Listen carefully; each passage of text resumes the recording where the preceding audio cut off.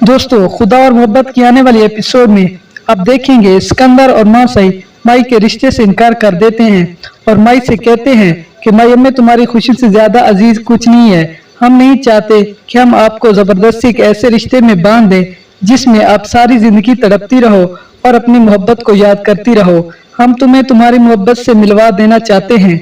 माई ये सुनकर दंग रह जाती है कि ये सब लोगों को मालूम हो चुका है, जिससे मैं मोहब्बत करती हूँ वो दरगाह का मुजावर फरहाद ही है। वो खुश भी बहुत होती है कि अब उसे फरहाद का साथ मिल जाएगा, लेकिन एक तरफ वो डर जाती है कि उसका भाई नाजिम फरहाद की जान ले लेगा।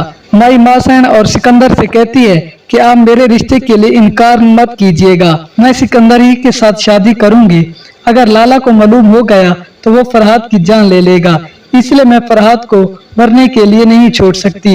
मैं एक बार पहले ही उसे खो चुकी हूँ, दोबारा नहीं खोना चाहती। सिकंदर और मासन कहते हैं कि मैं तुझे सब्र करना होगा, तुम्हें डरने की जरूरत नहीं है।